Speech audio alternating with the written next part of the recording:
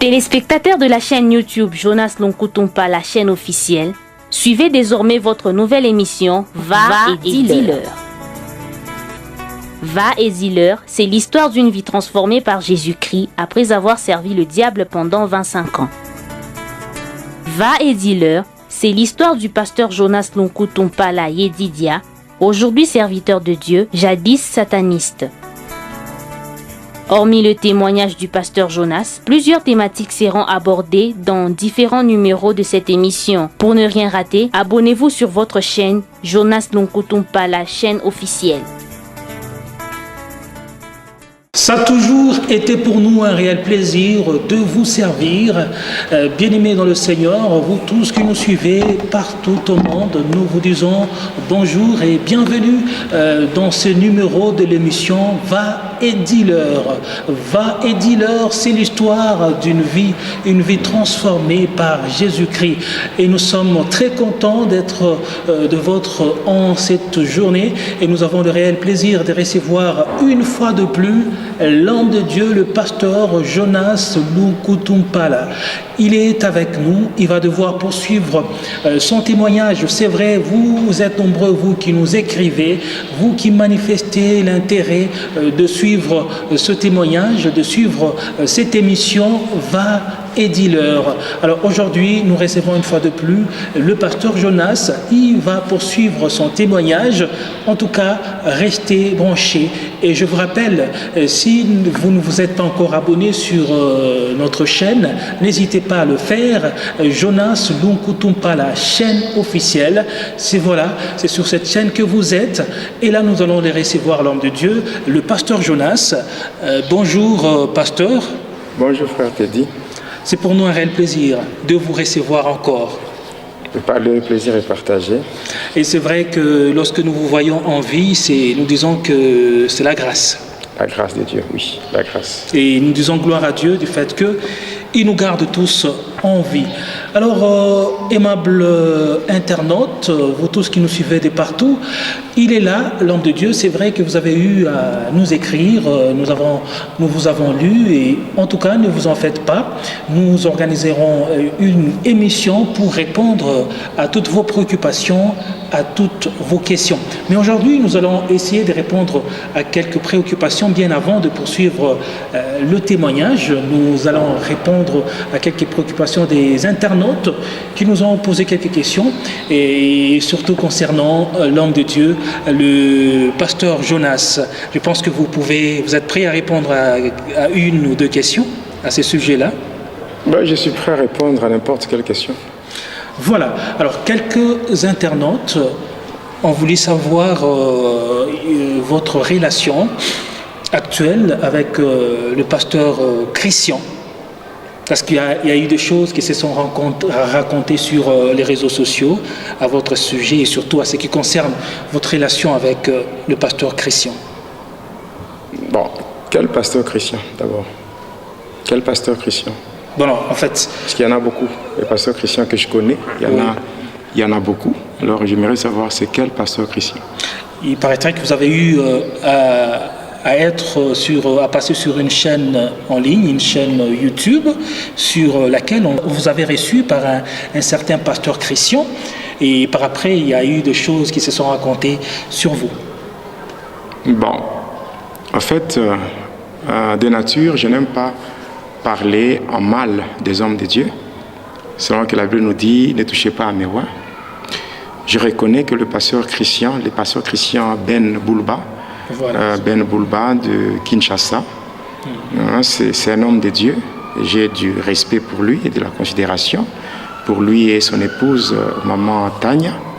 J'ai vraiment du respect pour ce couple-là. Mais cependant, pour ce qui est de votre question, ce qui est en rapport avec la question que vous venez de poser, moi je n'ai pas de problème. Je n'ai pas de problème avec le pasteur Christian, je n'ai jamais eu de problème avec lui. Pour la petite histoire, ce qu'on peut dire, c'est que moi et le pasteur Christian, on ne se connaissait même pas. Moi, je ne le connaissais même pas. Mais lui me connaissait passant par mon témoignage qui était déjà sur le net. Mon témoignage était déjà sur le net. Le pasteur Christian, j'ai travaillé avec lui cette année. au mois de janvier et le mois de février, quand j'étais à Kinshasa. Donc là, j'ai travaillé avec lui. Mais mon témoignage sur le net, c'est depuis, je dirais, depuis 2009, 2010, 2011. Déjà à partir de ces années-là, déjà mon témoignage était sur le net. Alors si j'ai eu à faire connaissance avec lui, c'est que c'est lui qui est venu vers moi. Il est venu vers moi passant par mon témoignage qu'il a eu sur Internet. Même mon numéro de téléphone, il l'a eu par Internet. Donc on ne se connaissait pas. Lui m'a connu passant par mon témoignage. Et ainsi, quand il m'a appelé, il m'avait appelé pour dire qu'il avait reçu une recommandation du Seigneur Jésus-Christ. Voilà, je suis clair dans ce que je dis. Il a dit que le Seigneur Jésus-Christ lui a dit, je vais te donner les coordonnées, ou je vais faire ce que tu sois en contact avec mon serviteur, le pasteur Jonas. Là, c'est selon le dire du pasteur Christian, il a dit que c'est le Seigneur Jésus-Christ qui lui avait dit de me contacter. Alors, quand il m'a contacté par rapport à ça, il m'avait suggéré il m'avait proposé un travail. Par rapport à ce travail, il devait m'inviter. Il devait m'inviter à Kinshasa. Maintenant, il m'avait dit qu'il était en train de réunir le moyen pour ce travail-là. Alors, au mois de janvier, il m'a contacté ensemble avec une sœur qui est aux États-Unis, la sœur précieuse Diane, que je salue déjà en passant. Maintenant, ensemble, tous les deux m'ont proposé de faire ce travail. Moi, je suis de Lubumbashi. Le pasteur Christian est de Kinshasa. Alors, entre nous deux, donc nos deux villes sont séparées par, je dirais, une distance de 2000 km. Oui. Donc, il fallait effectuer un déplacement de Lubumbashi et le rejoindre à Kinshasa. Alors, la sœur précieuse Diane avait mis de l'argent. Donc, c'est elle qui avait donné de l'argent. Et les États-Unis et les médecins, c'est elle qui avait mis son argent pour que... Donc, elle avait mis son argent pour que... Comment dirais-je? Pour que ce travail soit possible. Alors, c'est ainsi que, en mettant son argent, c'était juste $1000 qu'elle avait donné, $1000 qu'elle avait donné, et voilà, pour juste le transport de Lubumbashi jusqu'à Kinshasa, aller-retour, c'était déjà $800 par rapport au billet. Alors c'est comme ça que je me suis déplacé. D'abord, vu que le budget était insuffisant pour le travail, parce que selon le pasteur Christian et la sœur Diane, il était question que je puisse avoir dans ce travail-là une enveloppe après avoir fait ce travail. Alors par rapport à cela, le budget était vraiment insuffisant pour que ce travail soit fait. Alors on m'a demandé à ce que cela soit reporté pour une date ultérieure, mais moi je leur avais répondu à tous les deux que moi, comme vous avez cité le nom du Seigneur Jésus-Christ, que c'était lui qui avait dit au pasteur Christian de me contacter.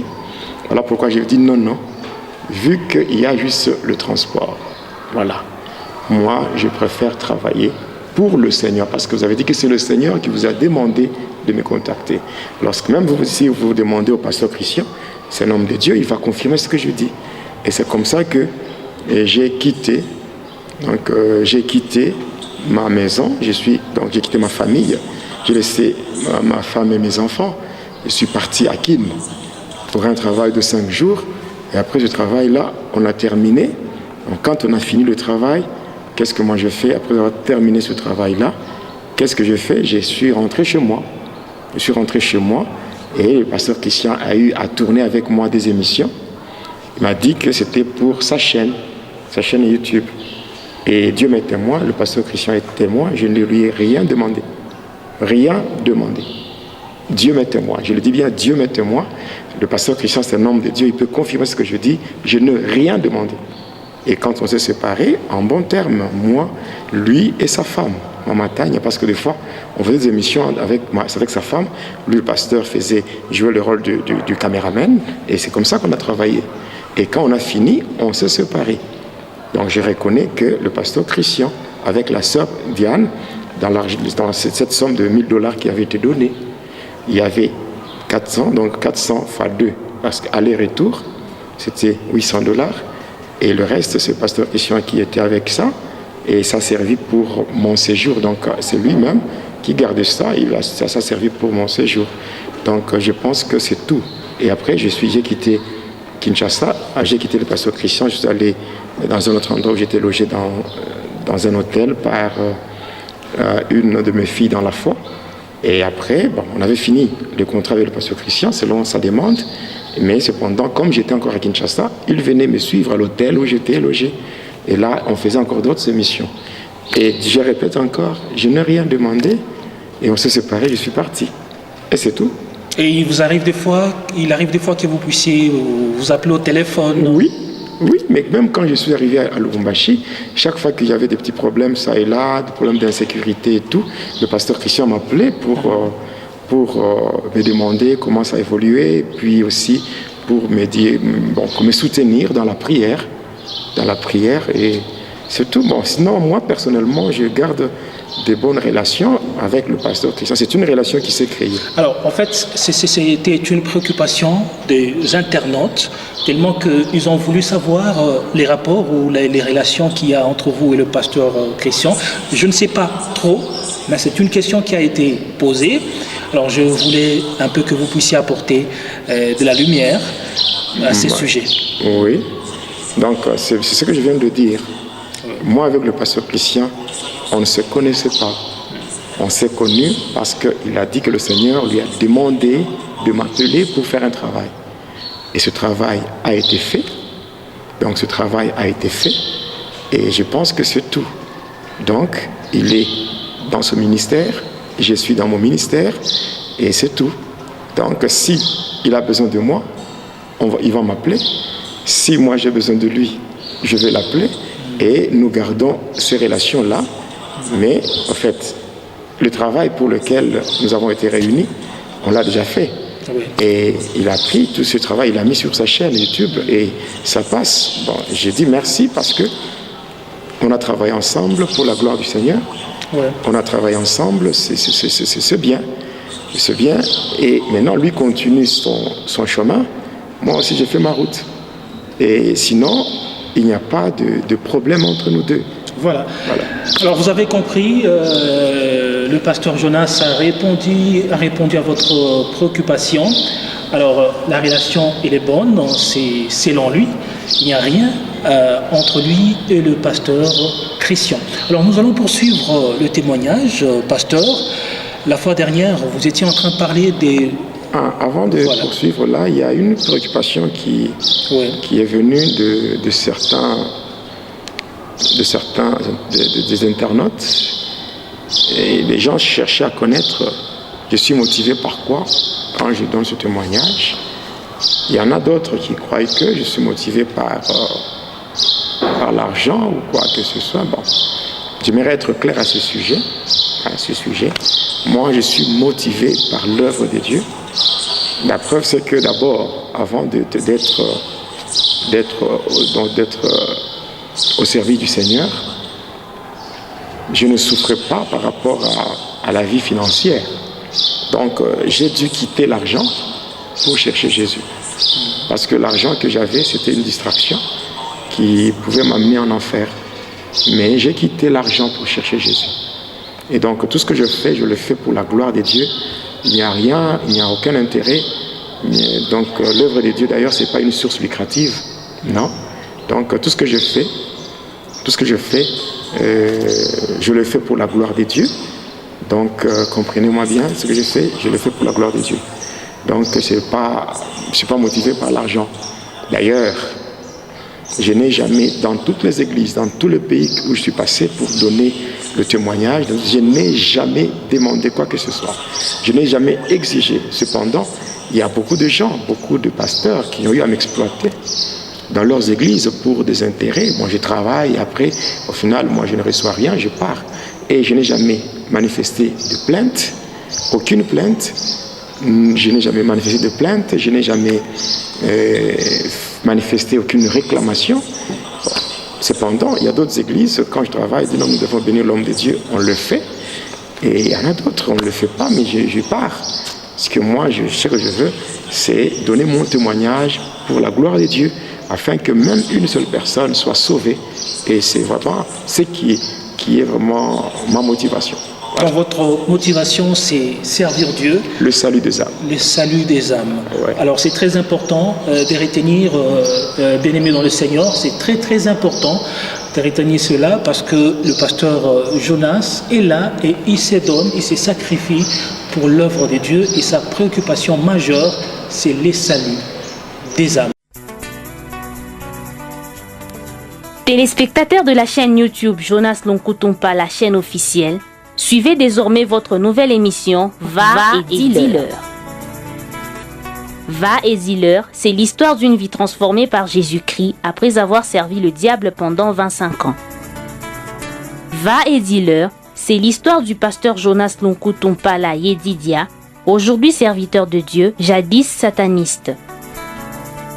Hormis le témoignage du pasteur Jonas, plusieurs thématiques seront abordées dans différents numéros de cette émission. Pour ne rien rater, abonnez-vous sur votre chaîne Jonas Lonkutumpa, la chaîne officielle. Voilà, je pense que vous êtes fixés. L'évêque ou le pasteur Jonas était vraiment clair, vous a donné des réponses en rapport avec vos préoccupations. Alors, pasteur, nous allons poursuivre le témoignage. La fois dernière, nous étions en train de parler sur l'organisation dans le monde de la sorcellerie. Oui. Nous étions en train de parler sur l'organisation dans le monde de la sorcellerie. J'avais parlé principalement de la sorcellerie au niveau du continent africain. Oui. J'avais parlé que l'Afrique était un grand continent qui comportait de grands déserts et qu'au nord, la partie qu'on appelle le Maghreb, il y a le désert de Sahara, et au sud, la partie australe, il y a le désert de Kalahari. J'avais clairement expliqué que le désert de Kalahari était le département général de tous les sorciers d'Afrique. Alors j'ai parlé aussi par rapport à la hiérarchie. J'ai même dit que au niveau du continent africain, tous les sorciers se réunissaient dans un département. Donc le département général de tous les sorciers d'Afrique, c'est le désert de Kalahari. Le désert de Kalahari qui est juste situé partie australe de l'Afrique. Alors, j'ai parlé de l'organisation. Par rapport à l'organisation, j'ai commencé par la première position, celle qui est occupée par les présidents et les reines. Après, j'ai parlé de la deuxième position, qui est occupée par les sorciers suprêmes. J'ai parlé des sorciers suprêmes. Donc les sorciers suprêmes, c'était le chef de sorciers d'un quartier. Donc j'ai expliqué ça. J'ai parlé aussi de la manière dont les sorciers s'organisent. Donc comment les sorciers s'organisent. Donc dans chaque quartier, il y a le sorcier suprême qui est le chef de tous les sorciers. Et en dehors de ça, il y a au niveau du quartier, il y a les rues ainsi que les avenues. Dans chaque rue, il y a des avenues et donc dans chaque rue, il y a un chef de la rue ou dans une avenue, il y a le chef d'une avenue. J'espère que ça, j'ai expliqué ça depuis la fois dernière. Mais j'ai expliqué aussi comment les choses se faisaient. C'est-à-dire que quand les sorciers se réunissaient, donc d'abord, dans chaque avenue, on voit le chef d'avenue ou le chef de la rue qui va s'arranger pour rendre visite aux gens. Et pour essayer un peu de parler, pour connaître ce que les gens ont comme projet, ce que les gens ont comme problème. C'est ainsi que j'avais insisté la fois passée que dans la marche chrétienne, dans la vie chrétienne, la discrétion, c'est vraiment une stratégie vraiment qu'il ne faut pas négliger. Une stratégie à ne pas négliger dans le sens que vous pouvez recevoir des gens chez vous, mais vous ne savez pas le pourquoi de leur présence. Les gens peuvent venir pour vous soutirer des informations, question de connaître tout ce que vous avez comme projet et tout. Et au final, ces projets seront transférés dans le monde de ténèbres et vous allez connaître des blocages au point de voir que le projet n'arrive pas à se concrétiser. Donc j'ai dit maintenant, la nuit, tous les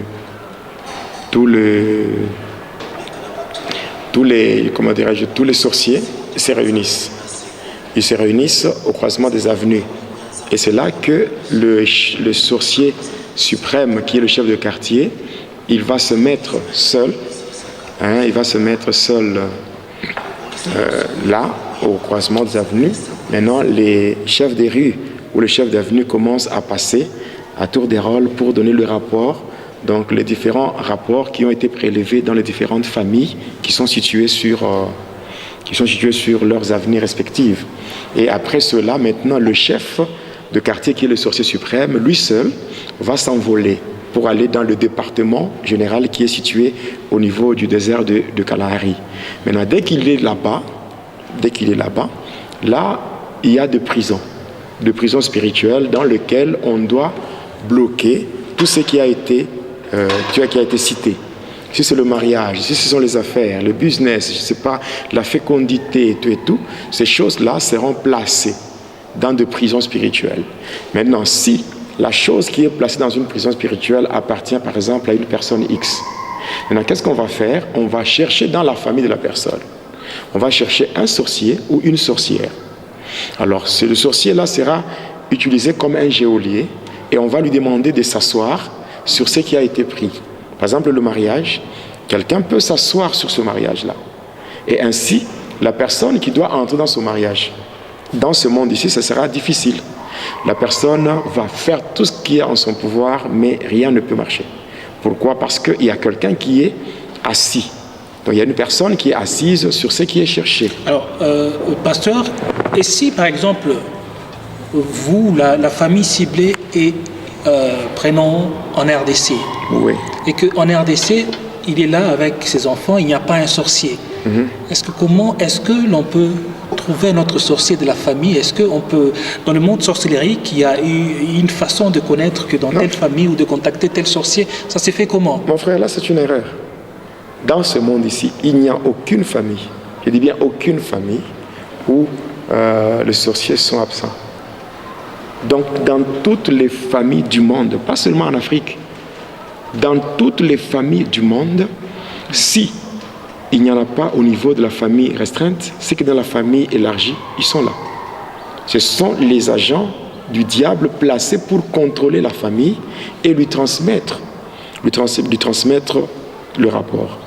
D'ailleurs, la famille n'amène pas le salut. La famille n'amène pas le salut. C'est l'homme qui donne sa vie à Jésus qui amène le salut dans sa famille. Quand nous lisons Actes 16, 31, qu'est-ce qu'il est dit? Crois seulement au Seigneur Jésus-Christ et tu seras sauvé, toi et ta famille. C'est-à-dire que c'est la personne qui donne sa vie au Seigneur qui est sauvée, et par après, le salut se manifeste comme une maladie contagieuse. Voilà, une personne qui est sauvée peut être un canal pour le salut de sa famille. Alors, ici, lorsque une personne, par exemple, n'est pas de ta famille, oui, et cette personne est sorcière, la personne aura la facilité de t'avoir dans la sorcellerie? Oui, oui. Comment? Je donne la réponse, c'est que un sorcier qui n'est pas de votre famille n'a pas l'accès direct à votre vie. Mais cependant, il peut passer par un sorcier de votre propre famille. Et il va collaborer avec un sorcier de votre famille pour vous livrer. Donc le sorcier de votre famille peut vous livrer. Donc le sorcier de ta famille peut être même au village? Oui. Est-ce que par rapport à la sorcellerie, oui, le déplacement dans le monde des sorciers, ce n'est pas comme ce qui se fait dans le monde physique. Donc un sorcier peut quitter, je ne sais pas, Lubumbashi, et aller, je ne sais pas, en Bujimaï, par exemple, aller à Kinshasa. À Kinshasa, vous avez 2000 km, donc, qui séparent Lubumbashi et Kinshasa. Mais un sorcier, quand il veut partir, il ne part pas avec ses corps. Il va partir avec son deuxième corps, qui est le corps astral. Donc, avec ce corps-là, il peut facilement sortir et, je crois, si on doit mettre, je ne sais pas, 2 heures dans un avion pour effectuer un déplacement de Lubumbashi vers Kinshasa, mais un sorcier n'a besoin que de 5 minutes pour quitter Lubumbashi, aller à Kinshasa avec son deuxième corps. Donc c'est comme ça que les choses se passent. Vous voyez, par exemple, il y a des gens qui sont en ville, mais qui sont contrôlés par des sorciers qui sont au village. Oui. Comment ça se fait? Donc il y a ce qu'on appelle le dédoublement qui se fait comme ça. Et on peut dire que c'est un sorcier de la famille peut te faire plus mal qu'un sorcier qui n'est pas de ta famille? Même quand une personne quitte, je ne sais pas, son village ou ses héritiers de la famille pour aller habiter dans un milieu qui est vraiment lointain. Maintenant, qu'est-ce qui va se passer? Dans le milieu où la personne habite, ces milieux-là, il y a des gens tout autour qui peuvent avoir aussi des états d'âme compliqués, qui peuvent être dans la sorcellerie et tout. Mais cependant, les sorciers qui sont loin peuvent collaborer avec les gens qui sont dans l'entourage. Et ensemble, ils entrent dans un complot pour faire du mal. Voilà, donc c'est comme ça que les choses se font. Et eux se connaissent et se contactent facilement. Mais les gens qui sont dans le ténèbre se reconnaissent par des signes, par des marques de ténèbres. Il suffit seulement d'ouvrir les yeux, qui ne sont pas les yeux ordinaires, et avec les yeux qui sont mystiques, ils peuvent se reconnaître. Ils peuvent s'identifier passant par des marques. Et communiquer. Oui, communiquer facilement d'ailleurs. Donc il y a beaucoup de choses avec le temps, comme nous sommes en train d'évoluer. Je pense que j'aurai à donner beaucoup plus de précision pour vraiment enlever toute zone d'ombre pour que les enfants de Dieu soient vraiment éclairés. Voilà. Voilà, on peut poursuivre. D'accord. Oui. Voilà. Donc il y a ce que je disais par rapport à l'organisation des sorciers. Une fois que c'est la chose qui est dans le ténèbre, il y a quelqu'un qui est déjà assis dessus. Donc dans ce monde, on peut faire des prières, on peut faire de ceci, de cela, mais cependant, on se rend compte qu'il n'y a rien, il n'y a pas de solution. Tout reste bloqué. Pourquoi? Maintenant, ce qu'il faut faire, c'est que, vous voyez, la personne qui est assise sur votre vie, c'est ce qu'on appelle l'homme fort. Hein, dans le terme spirituel, on appelle l'homme fort, l'enfant fort ou la femme forte. C'est-à-dire la personne qui est derrière votre malheur. Dans d'autres termes, on appelle ça le Goliath. On appelle ça le Goliath de votre vie. Alors, qu'est-ce qu'il faut faire? Avant de chercher à arracher, parce qu'aujourd'hui, dans beaucoup d'églises, c'est seulement j'arrache, je récupère. C'est bon de récupérer. Mais il faudra d'abord faire tomber la personne qui est assise là.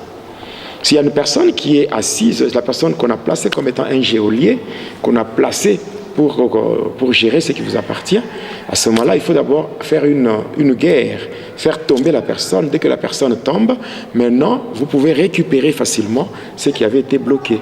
Voilà. Donc ça c'est la première des choses. La deuxième des choses, c'est quoi?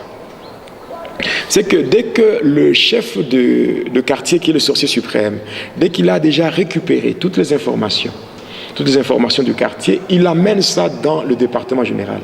À partir de ce département, on va prendre les informations du quartier et on va élaborer des lois. Et ces lois, donc le monde de ténèbres peut gérer un quartier sur base des lois. On appelle ça les lois établies.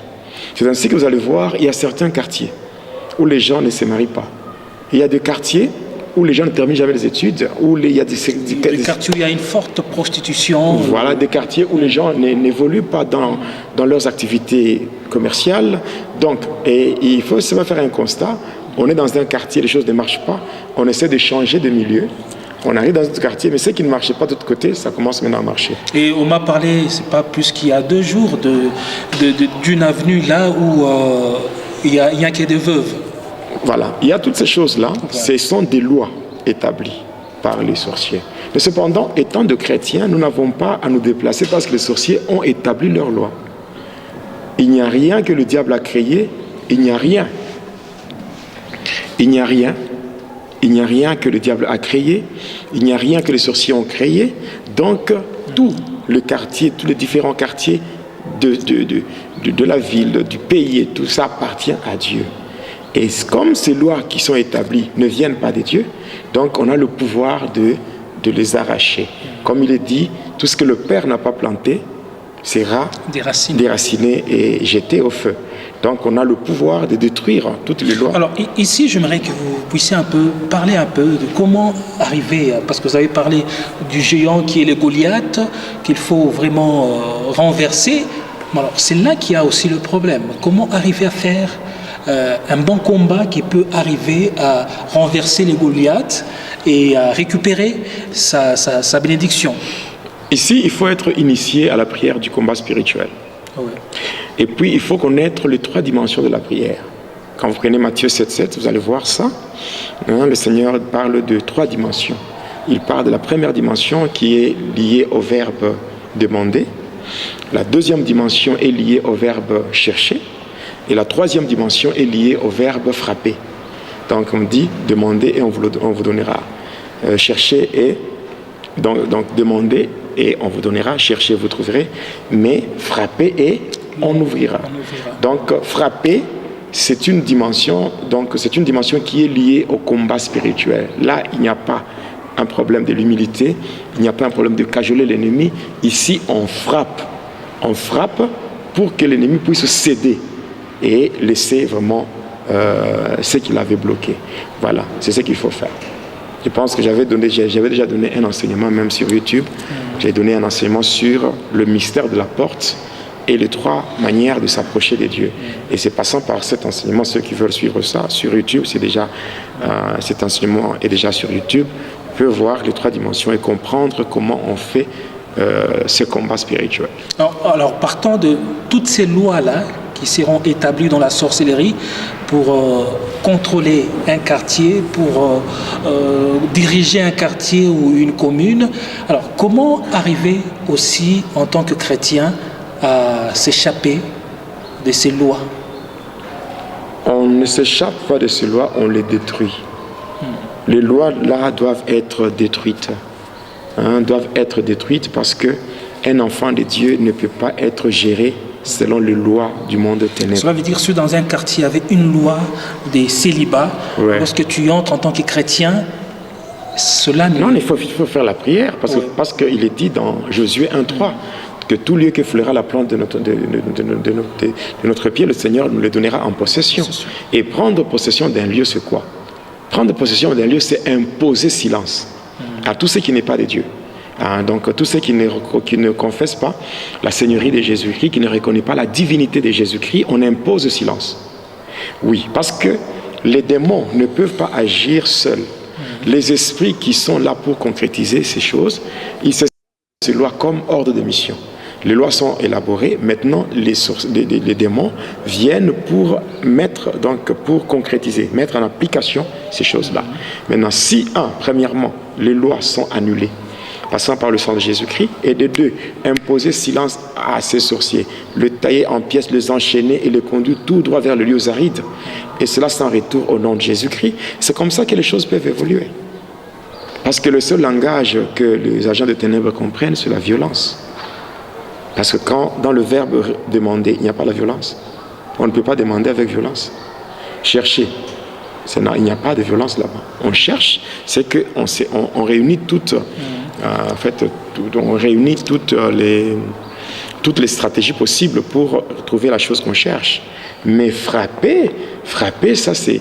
Donc là, on n'est pas en train de cajoler. Frapper, c'est lié au verbe contraindre. Donc on est en train de frapper jusqu'à ce que l'ennemi va se sentir contraint de céder, et il va céder. Donc il va céder. C'est comme ça.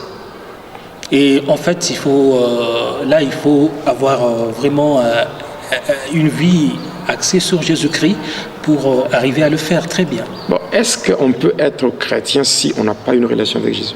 Voilà. Donc c'est pour cela que j'ai dit la fois passée que le tout n'est pas de dire que je suis chrétien. Le tout est de savoir si on est d'abord disciple. Parce qu'un disciple, c'est un élève discipliné qui imite son maître. Parce que si je dis ainsi, c'est parce qu'on voit les chrétiens, au lieu de s'imposer dans un quartier où il y avait des lois, mais ce sont eux qui prennent fuite. Et les sorciers restent. Les sorciers, les chrétiens qui sont contrôlés par les sorciers, ce sont des chrétiens qui, quelque part, dans leur relation avec le Seigneur, il y a des failles. Oui, parce qu'il est dit dans 1 Pierre chapitre 1er, versets 15 à 16, la Bible dit, puisque celui qui vous a appelé est saint, soyez aussi saints dans toute votre conduite, selon qu'il est dit, vous serez saints parce que je suis saint. Donc notre Dieu est un Dieu saint. Et lorsque nous nous approchons de lui, nous devons être revêtus de sa nature. Parce que l'environnement de Dieu, c'est la sainteté. Donc voilà pourquoi même les êtres sublimes, lorsqu'il est question d'adorer Dieu, ils se sont retrouvés pauvres dans leur vocabulaire. Donc dans leur vocabulaire, il n'y avait qu'un seul mot qui était resté, c'est la sainteté. Voilà pourquoi ils ne faisaient que scander Saint, Saint, Saint. Et l'Éternel, les cieux de la terre sont remplis de sa gloire. Donc l'environnement de Dieu, c'est la sainteté. Donc voilà pourquoi il est dit, même dans Hébreux 12, 14, la Bible dit « Recherchez la paix avec tous et la sanctification, sans laquelle personne ne verra le Seigneur. » Et en lisant Ésaïe 59, 1 à 2, la Bible dit « Non, la main de l'Éternel n'est pas courte. » Ni son oreille dure voilà, n'est pas courte pour sauver, ni son oreille dure pour entendre. Mais ce sont les crimes, le péché qui mettent une barrière entre l'homme et Dieu et qui empêchent à la main de Dieu d'agir. Donc la force de la sorcellerie, elle est effective lorsqu'il n'y a pas la crainte de Dieu. Oui. Oui. Voilà. Alors on peut poursuivre avec la suite, partant de l'organisation. Oui. J'ai parlé de prison, là où on va mettre les choses volées, avec des geôliers qui sont placés. De deux, j'ai parlé de lois établies. Nous sommes toujours à la deuxième position. De lois établies. Et troisièmement, il y a le problème maintenant, des choses qui se font la nuit. Les choses qui se font la nuit, toujours à la deuxième position, c'est que déjà la nuit, si le sorcier suprême est déjà parti là dans son département pour faire ce qu'il a à faire dans le département général, pour transmettre le rapport de tout ce qui a été prélevé comme information sur le quartier. Maintenant, de l'autre côté, mais qu'est-ce qui va se passer? Il y a la nuit, les autres sorciers, ils doivent aussi opérer. Alors, quand ils doivent opérer, ils se servent de beaucoup de choses. Premièrement, ils se servent de sifflets. On appelle ça le sifflet d'appel. Alors, dès qu'ils sifflent, tous les sorciers inconscients, c'est-à-dire les gens qui ne se reconnaissent pas sorciers, mais qui sont malheureusement utilisés par ceux qui sont conscients. Alors, maintenant, quand ils sifflent, là, c'est vraiment très important. Parce que nous avons beaucoup, dans l'église, nous avons beaucoup de gens qui sont utilisés inconsciemment par les sorciers conscients. Alors, c'est comme ça que quand on siffle, après avoir sifflé, tous les sorciers inconscients sortent de leur corps. Et là, ils se retrouvent dans une dimension de rêve. Ils se voient en train de rêver. Or qu'en réalité, ce n'est pas le rêve. Alors, quand ils sortent, premièrement, quand les sorciers veulent aller dans le monde des ténèbres, et ils n'ont pas de moyen de transport, ils transforment les innocents, les sorciers inconscients, ils deviennent des chevaux, et ils montent dessus pour effectuer le déplacement vers le monde des ténèbres. C'est ainsi qu'il y a des gens qui dorment très bien, mais qui se réveillent avec des douleurs partout. Des maux de tête, de douleurs au niveau du bas-ventre, donc tout ça. Et parce que leurs corps ont été utilisés la nuit pour le déplacement des sorciers. En dehors de ça, lorsque les sorciers inconscients sortent de leur maison et tout, alors qu'est-ce qu'on peut faire encore? On peut commencer à le poursuivre. Soit les sorciers se transforment, ils deviennent de chiens, ou bien ils deviennent de soldats, ou bien ils portent des masques et ils deviennent donc... Et pendant ce temps-là, la personne qui est poursuivie, la personne qui est poursuivie, cette personne va se voir dans son rêve. C'est dans son rêve où la personne se voit, elle est en train d'être pourchassée. Et juste au moment où on veut l'attraper, la personne se voit en train de voler comme un oiseau. La personne, quand elle vole comme un oiseau, et puis elle se réveille en sursaut sur son lit, en tout cas, elle commence à se dire, en tout cas, j'ai échappé, les sorciers devaient m'attraper, mais les sorciers devaient m'attraper, mais j'ai échappé. En réalité, là, ce n'est pas un problème d'échappatoire. Ce n'est pas un problème d'échappatoire. C'est que, qu'est-ce qui se passe? Juste au moment d'attraper la personne, jusqu'au moment d'attraper la personne, c'est que déjà on fait venir un démon volant. C'est ce démon-là qui va saisir, tenir la personne pour la faire voler Mais la personne, dans son rêve, ne verra pas ces démons-là. Donc c'est un problème très important. Non, on est en train juste de jouer avec toi. Oui, mais après, c'est un problème qui demande une délivrance. Okay. Ça demande la délivrance. Un autre élément, c'est quoi? C'est que on peut prendre le sorcier inconscient. Le sorcier inconscient, quand on les prend, qu'est-ce qu'on va faire avec le sorcier inconscient? Quand on les prend, on va avec dans le monde des ténèbres. Arrivé là-bas, les sorciers doivent manger. Mais pour manger, il faut que leur nourriture soit préparée. On utilise le sorcier inconscient pour préparer à manger. Et pendant ce temps-là, le sorcier inconscient, lui c'est dans son rêve où il se voit en train de préparer à manger. Ou bien, après avoir préparé, maintenant, le même sorcier inconscient, c'est eux qui doivent encore servir. Donc, on les utilise encore pour servir à manger. Et là, dans le rêve, la personne se voit en train de servir à manger. Et après, dès que le sorcier termine maintenant de manger, il termine de manger, tout ça. Quand il termine de manger, maintenant, le miette là qui reste, c'est ce qu'on donne aux sorciers inconscients et eux aussi doivent manger. C'est là que le sorcier inconscient se voit dans son rêve en train de manger. Alors, d'habitude, qu'est-ce que le sorcier mange la nuit? C'est la chair humaine. La chair humaine. La chair humaine et le sang humain. Tous les sorciers conscients de leur état, ils mangent la chair humaine et ils boivent le sang humain. Même les gens qui se voient en train de manger dans leurs rêves. Donc les sorciers conscients font manger aux sorciers inconscients la chair humaine. Mais quand tu es en train de manger ça, tu vois que c'est une nourriture ordinaire, mais or qu'en réalité, ce n'est pas ça. Et ces choses-là que les gens mangent provoquent beaucoup de choses. Premièrement, ça provoque des maladies incurables, des maladies périodiques, où les gens tombent malades. Et les gens se font examiner pour ne pas découvrir ça. La personne se sent malade, mais lorsqu'on l'amène à l'hôpital, on peut faire le labo, donc les examens de labo, on peut faire le scanner, on peut faire l'échographie, on peut faire tout ce qu'il y a comme examen. Mais on ne trouve rien.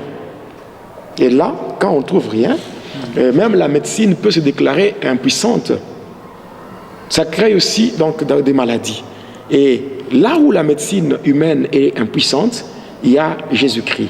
Le médecin par excellence, lui ne soigne pas, mais lui guérit. Jéhovah Rapha. Et puis en dehors de ça, non seulement ça crée des maladies incurables, mais ça crée aussi, donc ça crée de rétrogrades. C'est-à-dire les gens qui font naufrage par rapport à la foi. Donc quand on lit Apocalypse 2, 4 à 5, la Bible dit quoi? C'est que j'ai contre toi. C'est que tu as perdu ton premier amour. Voilà. Regarde par où tu es tombé, répands-toi et reprends tes anciennes œuvres. Donc il y a des gens qui ont bien commencé avec le Seigneur, mais qui sont en train de régresser. Donc qui sont en train de faire naufrage par rapport à la foi. Donc il y a beaucoup de choses. Vous voyez, aujourd'hui, il y a beaucoup d'hommes de Dieu qui ne savent pas comment interpréter le rêve, interpréter le songe. Donc ça crée beaucoup de problèmes dans les églises. Donc il y a beaucoup de choses qui se font. Et d'ailleurs, quand les sorciers terminent de manger comme ça, comment ils terminent de manger, et là c'est le temps maintenant de se divertir. Et lorsqu'il est question de se divertir, les sorciers doivent commencer à chanter. Et pendant qu'ils chantent donc leur cantique là, il faut qu'il y ait des instruments de musique. Et par rapport aux instruments de musique, mais qu'est-ce qui se fait? On prend maintenant les sorciers inconscients, on prend leur ventre, on transforme ça quand ça devient de tam-tam. Et on prend des jambes, ça devient de guitare. C'est comme ça qu'il y a des gens qui se réveillent avec des douleurs abdominales impossibles, des gens qui ont des douleurs au niveau des jambes. On peut même soupçonner que c'est un problème de rhumatisme. Donc, or, c'est pas ça. Donc, en dehors de ça, il y a des gens, je m'excuse le terme, il y a aussi certaines sœurs, certaines femmes par rapport à leur cycle menstruel qui se retrouvent avec de règles douloureuses parce que leurs ventres ont été utilisés. Des douleurs au niveau du bas-ventre, c'est ça, ce sont les sorciers qui font des choses pareilles. En dehors de ça, toujours au niveau là nous sommes à la deuxième position, c'est qu'il y a encore ce quoi? C'est que la nuit, quand on siffle, déjà on entre dans cette dimension-là. Dans cette dimension où le sifflet n'est pas... la personne qui n'est pas sorcière ne peut pas... Non, j'ai parlé des sorciers inconscients. Oui. Maintenant, qu'est-ce qui va se faire? Quand on siffle comme ça, si un sorcier donc, était en train de convoiter une femme, et que pendant le jour, il ne sait pas l'aborder, mais peut le faire la nuit. Et cette fois-là, il va entrer dans la maison et coucher avec la personne. Et la personne va se voir dans un rêve érotique. C'est-à-dire que la personne se voit dans un rêve en train de connaître des relations intimes. Or que ce n'est pas le rêve. Ce n'est pas le rêve. C'est la réalité. La personne se retrouve comme cela. C'est comme cela qu'il y a une différence. Quand on parle des démons, les démons de la sexualité, les démons de la sexualité sont répartis en 6 catégories différentes. Aujourd'hui, beaucoup de gens parlent seulement du phénomène femme et mari de nuit. Or, en réalité, ce n'est pas ça. Il y a les femmes et maris de nuit, il y a les femmes et maris de nuit de la sorcellerie, il y a les incubes, il y a les succubes, il y a les sirènes des eaux, les sirènes de l'air, il y a le génie de la forêt, il y a les fantômes et les revenants. Donc il y a beaucoup. Il y a aussi ce qu'on appelle le Lilith, le Lilith, ou le spectre de la nuit. Donc il y a le Lilith qu'on appelle le spectre de la nuit. Donc toutes ces choses-là, avec le temps, au fur et à mesure que nous avançons avec cette émission, dans d'autres numéros, j'aurai à parler sur ces éléments-là. J'aurai à parler sur les démons de la sexualité qui sont à la base de beaucoup de dégâts tels que les myomes, les fibromes, donc les myomes, les fibromes, les kystes ovariens et toutes ces choses. Et pour les infections urinaires, il y a des blocages financiers. Vous savez, les maris de nuit, les maris de nuit et les femmes de nuit sont à la base aussi des blocages financiers. Et aussi l'instabilité au niveau conjugal. Où donc ces esprits-là créent même l'incompréhension entre les conjoints. Donc ce sont des choses-là, avec des choses avec lesquelles il ne faut pas jouer, il ne faut pas s'amuser. Donc de la même manière, quand on se met à combattre les esprits des morts, les esprits de maladies et tout, c'est de cette même manière qu'il faut combattre avec acharnement aussi les démons de la sexualité. Voilà. Et aussi, quand les sorciers entrent dans des maisons, ils font beaucoup de dégâts. Et beaucoup d'enfants de Dieu sont victimes de ce que les sorciers font la nuit. Et il y a aussi même des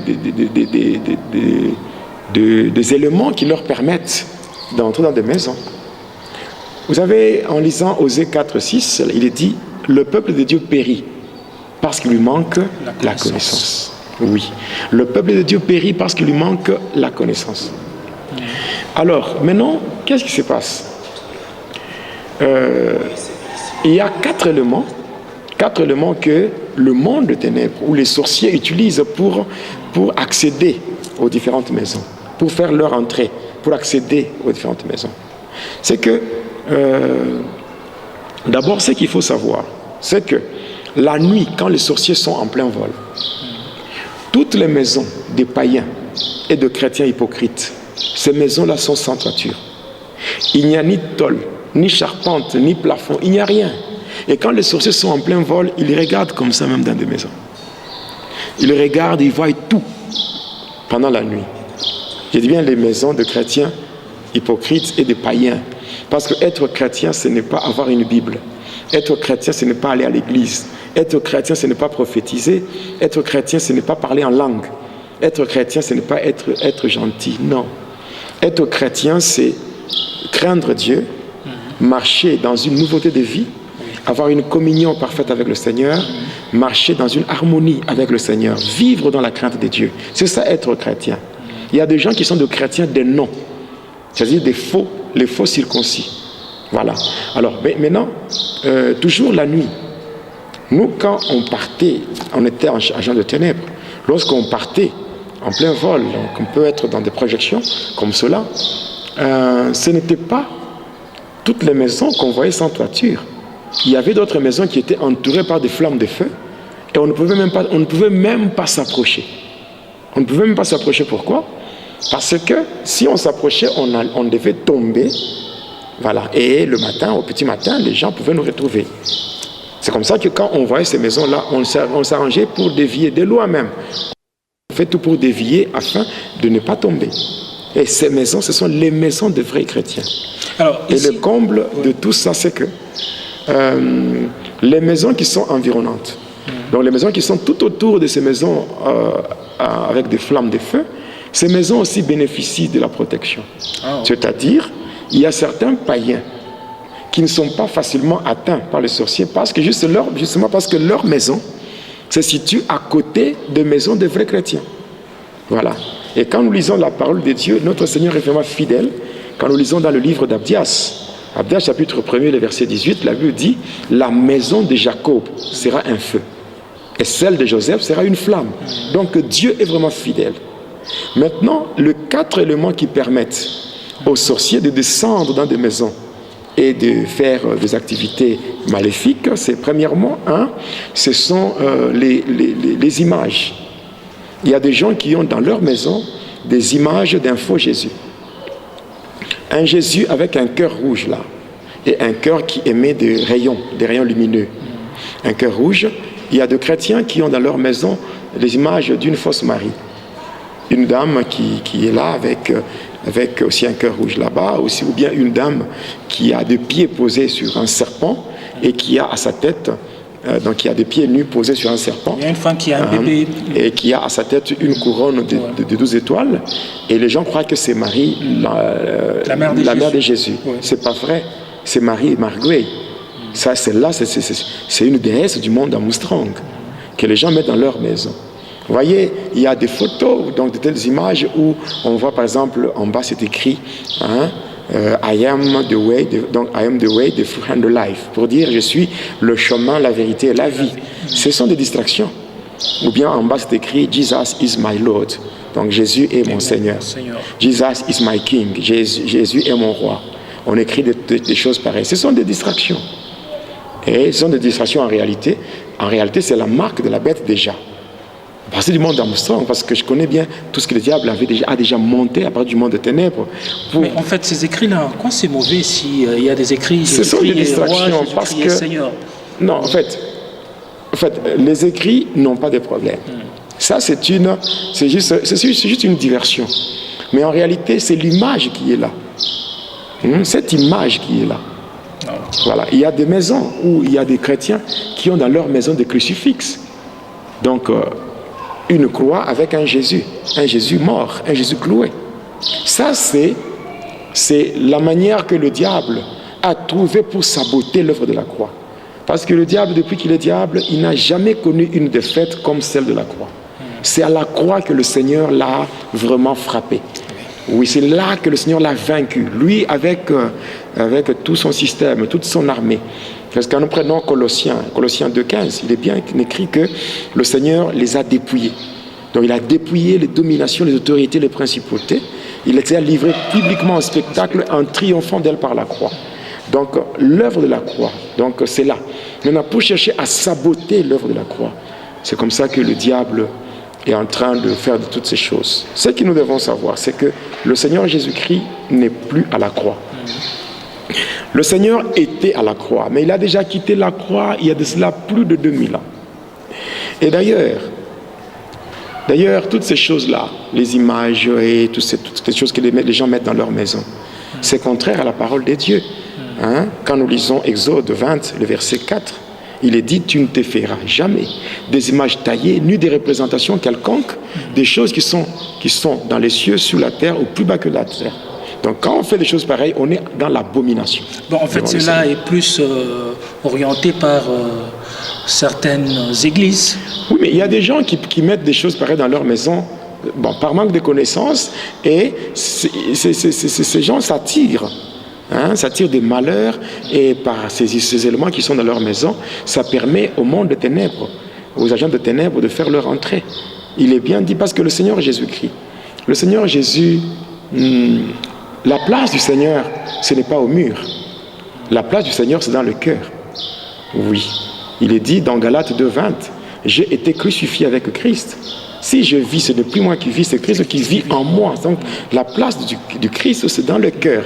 Parce que lui-même, il dit lui-même dans Apocalypse 3,20, il dit « Mais voici, je me tiens à la porte et je frappe si quelqu'un entend ma voix. » C'est quelle porte? C'est la porte du cœur. Il frappe et si quelqu'un entend qu'il ouvre la porte, le Seigneur fait son entrée. Et dès que le Seigneur entre dans la vie de la personne, automatiquement, la personne peut être sauvée et la personne n'a même pas besoin de mettre Jésus au mur. Oui. Écrire par exemple « Jésus est mon Seigneur »,« Jésus est mon roi »,« Jésus moi et mon Seigneur, Jésus est le chemin, la vérité et la vie, c'est pas mauvais. Mais cette image-là qu'on place avant. Et on veut maintenant distraire les gens que voilà, ça c'est Jésus. Ce n'est pas vrai. Donc ce n'est pas vrai. Donc, dans la suite du témoignage, je parlerai de ce qu'on appelle la magie sainte. Et par rapport à la magie sainte, il y a beaucoup de choses que les gens vont découvrir liées à ces images-là. Le deuxième élément, c'est quoi? Ce sont en fait l'étoile d'araignée. L'étoile d'araignée, d'abord par rapport à la dimension sanitaire, nous voyons que c'est la saleté. C'est la saleté. Maintenant, sur le plan spirituel, l'étoile d'araignée, en fait, ce sont des antennes qui permettent aux sorciers de descendre et d'accéder à beaucoup de choses dans la maison. Il y a certaines informations qui passent par l'étoile d'araignée. Donc, ce que je donne comme conseil, il faut les enlever. Les enlever, donc nettoyer la maison. D'ailleurs, le diable aime beaucoup la saleté, surtout la sorcellerie. Dans le monde des sorciers, les sorciers aiment beaucoup la saleté. Voilà. Le troisième élément, ce sont des conflits. Des conflits dans la maison. Avant de dormir, si par exemple il y a des problèmes, il y a des malentendus, il serait mieux avant de dormir de trouver vraiment un terrain d'entente, donc vraiment que le climat soit agréable dans la maison. Mais sinon, d'ailleurs, le Seigneur Jésus il est le prince de paix. Donc là où il n'y a pas la paix, le Seigneur est absent. Et comment est-ce qu'on peut être béni, on peut être soutenu par le Seigneur s'il n'y a pas la paix? C'est vrai. Là où les hommes vivent, c'est impossible qu'il n'y ait pas de tiraillement. Mais cependant, quand il y a des problèmes, c'est qu'il faut faire. C'est arrangé. C'est arrangé. Arrangé. Il est dit dans Hébreux 12, 14, recherchez la paix avec tous. Et la sanctification, sans laquelle personne n'est vers le Seigneur. Il y a aussi, même la Bible nous dit de ne pas donner l'accès au diable. Dans le livre d'Éphésiens, la Bible dit, si vous vous mettez en colère, ne péchez point. Et que le soleil ne se couche pas sur votre colère, ne donnez pas l'accès au diable. Et le quatrième et dernier élément, c'est quoi? C'est tout simplement, le quatrième et dernier élément, c'est si dans la maison, il y a une personne qui a déjà touché au fétiche, une personne qui a des incisions, une personne qui a déjà touché au fétiche, une personne qui a déjà eu à consulter des marabouts, qui a eu à consulter des féticheurs, cette personne devient un pont. Donc cette personne va assurer une médiation avec le monde. Il arrive des fois que de personnes qui veulent par exemple savoir sur leur vie, sur leur passé, sur ce qui se passe dans leur famille, et ils vont voir les devins, et c'est déjà une porte comme ça. Oui, une porte. Même quand quelqu'un s'est fait des incisions, on lui fait des incisions, on prend une lame de rasoir, on fait des incisions, et après on prend une poudre noire, on l'applique sur le sang. Or, l'âme de toute chair, c'est le sang. La vie de toute chair, c'est le sang. Et une fois qu'on applique cette poudre, la personne qui vous applique cette poudre, vous ne connaissez même pas l'origine de cette poudre. Et quand on applique ça, directement votre vie est contrôlée dans le monde des ténèbres, et ces incisions-là deviennent des antennes. Et parlant des tatouages. Bon, les tatouages, c'est aussi la même chose. La même chose.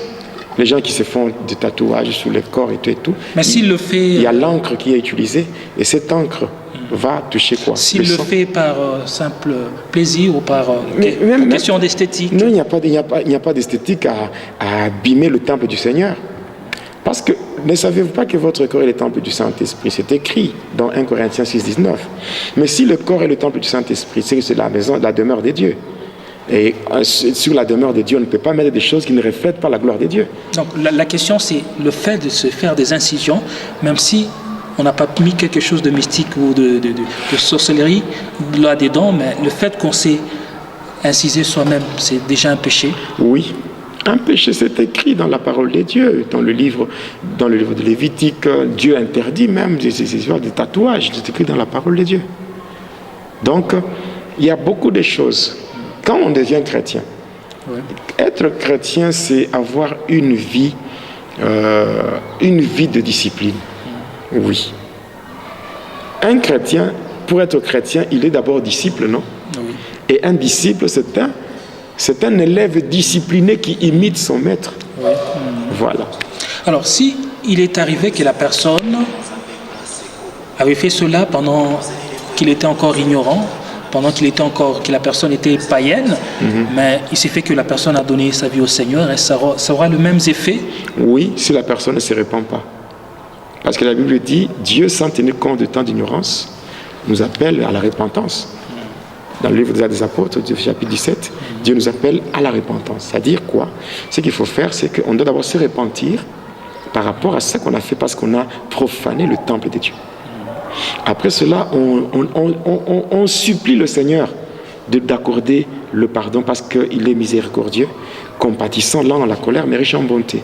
Et après cela, on doit maintenant faire un combat spirituel. Vous savez, le Saint-Esprit lui-même, il est un feu. Si la personne arrange avec le Seigneur, c'est que son corps redevient la demeure de Dieu. Et Dieu, quand il habite dans l'homme, c'est par le Saint-Esprit. Voilà, maintenant, quand le Saint-Esprit est dans l'homme, il est un feu. Et le feu dévorant consume ce qui n'est pas des dieux dans le corps de la personne. Ça détruit même dans l'esprit. Parce que le feu du Saint-Esprit affecte toutes les trois parties de l'homme. C'est-à-dire le corps, l'esprit et l'âme, ça nettoie. Parce que le feu n'est pas là seulement pour détruire les œuvres de ténèbres quand on envoie le feu dans les ténèbres. Mais le feu, c'est aussi un élément purificateur. Oui, il y a même parce qu'on n'a pas vraiment le temps, il y a même des preuves ou des versets bibliques qui attestent cela. Le feu, c'est un élément purificateur. Le feu du Saint-Esprit peut purifier.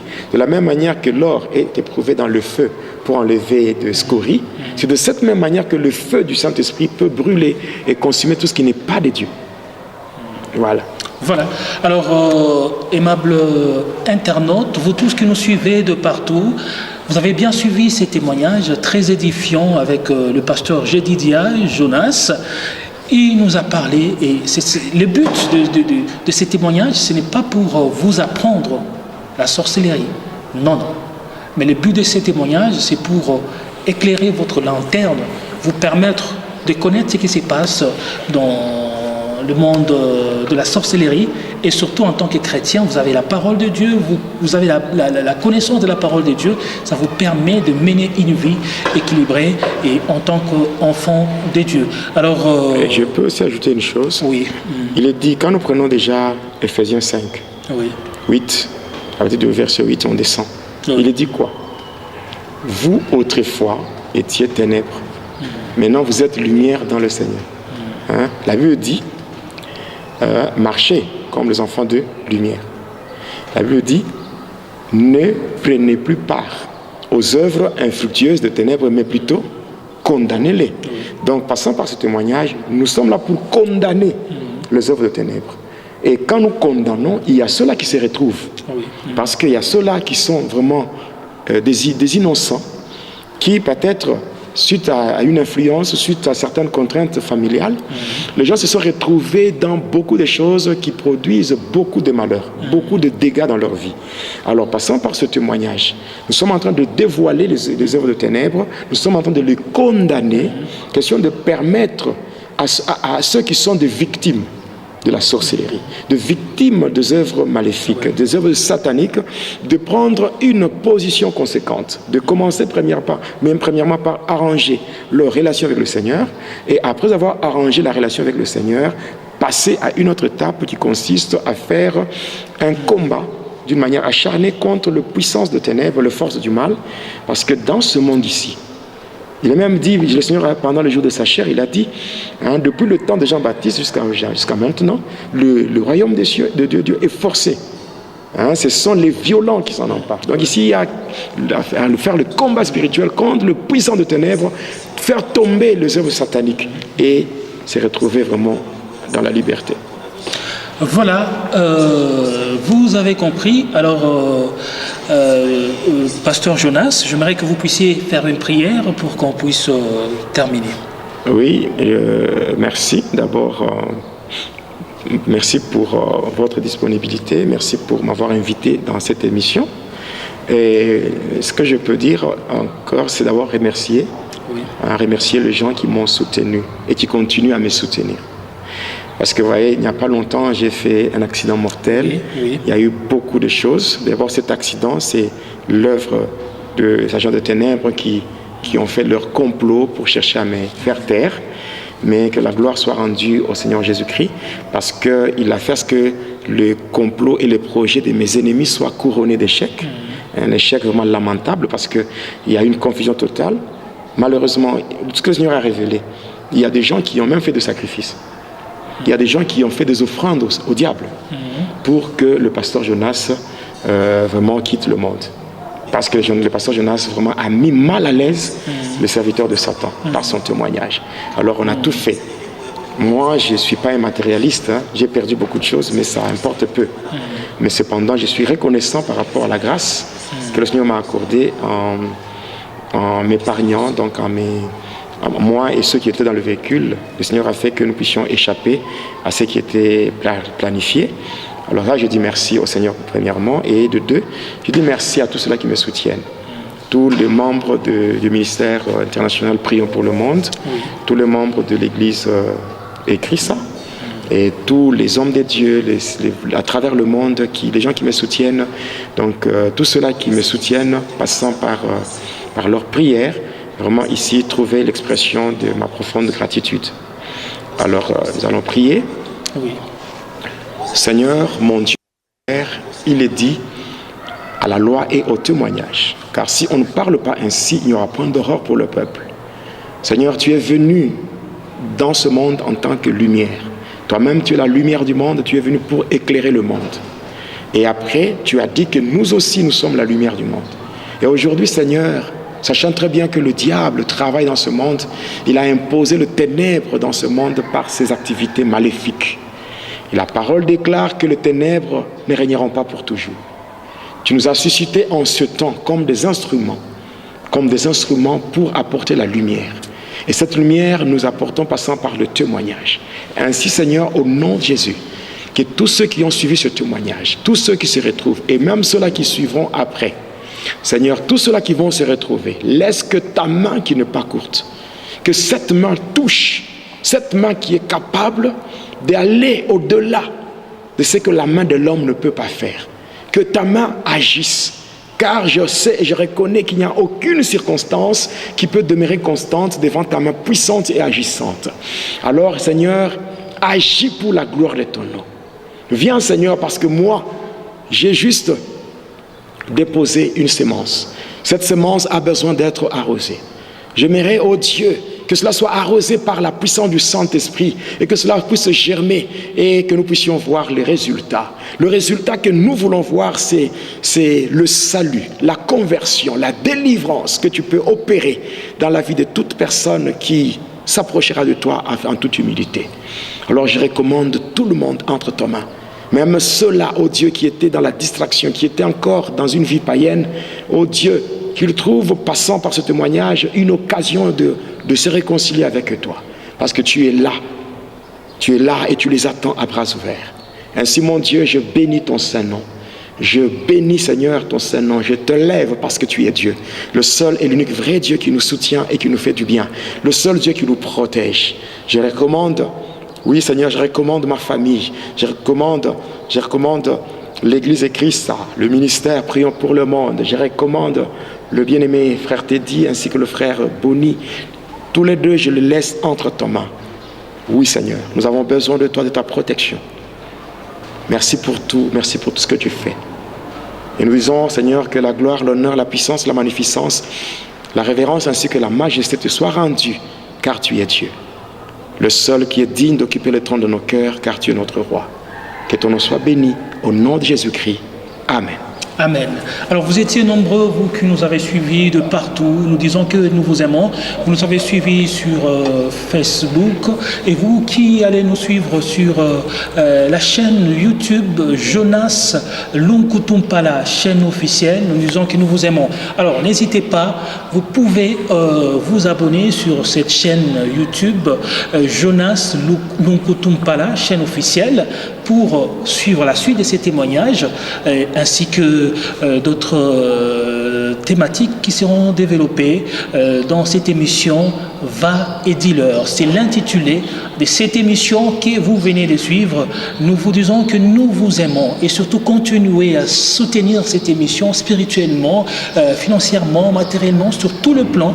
Continuez à soutenir cette émission car c'est l'œuvre de Dieu et nous disons que nous vous aimons. Que l'Éternel Dieu vous bénisse. Téléspectateurs de la chaîne YouTube Jonas Lonkutumpa, la chaîne officielle, suivez désormais votre nouvelle émission Va et dis-leur. Va et dis-leur, c'est l'histoire d'une vie transformée par Jésus-Christ après avoir servi le diable pendant 25 ans. Va et dis-leur, c'est l'histoire du pasteur Jonas Lonkutumpa la Yedidia, aujourd'hui serviteur de Dieu, jadis sataniste. Hormis le témoignage du pasteur Jonas, plusieurs thématiques seront abordées dans différents numéros de cette émission. Pour ne rien rater, abonnez-vous sur votre chaîne Jonas Lonkutumpa, la chaîne officielle.